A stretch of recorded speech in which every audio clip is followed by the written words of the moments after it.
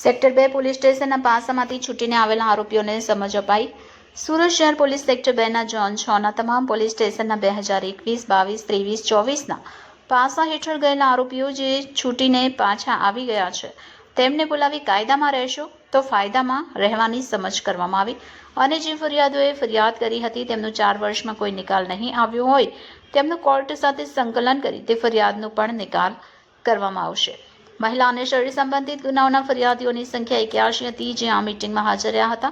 ફરિયાદીઓને આરોપી પક્ષ દ્વારા મળતી કોઈપણ પ્રકારની હેરાનગતિ અથવા ધમકી અંગે તાત્કાલિક પોલીસનો સંપર્ક કરવા જાણ કરવામાં આવી। તેઓ દ્વારા રજૂ કરાયેલા મુદ્દાઓને વિચારવામાં આવ્યા હતા। મહિલા સંબંધી ફરિયાદીઓને સરકાર તરફથી મળતી સહાય અને જરૂરી કાયદાકીય જાણકારી પણ આપવામાં આવી હતી જેથી તેઓ પોતાના હક અને સુરક્ષા અંગે સજાગ રહી શકે।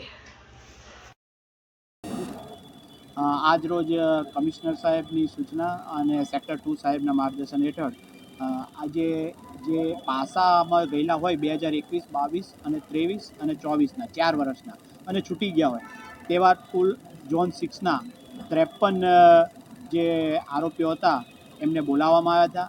એમને સમજ કરવામાં આવી કે તમે કાયદામાં રહેશો તો ફાયદામાં રહેશો।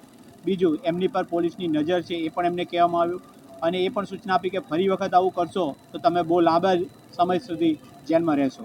આ સિવાય એમને સુધારવાની તક પણ આપી અને એમ પણ કહેવામાં આવ્યું કે તમને કંઈ આવી ગેરકાયદેસર પ્રવૃત્તિ જાણવા મળે તો પણ અમારા ધ્યાન પર મૂકજો। આ સિવાય જે બીજા ફરિયાદીઓ હોય એ 2021, 22, 23 અને 24ના વર્ષના ટોટલ 4 વર્ષમાં શરીર સંબંધી જે કોઈ ફરિયાદીઓ હોય એમને પણ બોલાવવામાં આવ્યા। એવા ટોટલ 81 ફરિયાદીઓ અહીં આગળ હાજર રહ્યા હતા ઝોન 6ના હતા 6 પોલીસ સ્ટેશનના અને એમને સમજ કરવામાં આવી કે ભાઈ તમને કોઈ આરોપીઓ તરફથી હેરાનગતિ હોય, બીજી કોઈ તકલીફ હોય, ફરી કોઈ ધમકી આપતો તરત અમારા ધ્યાન પર દોરો। તો અત્યારે અમને એ જાણવા મળ્યું કે કોર્ટમાં હાજર નથી રહેતા આરોપીઓ, એના કારણે કેસ પેન્ડિંગ રહે છે।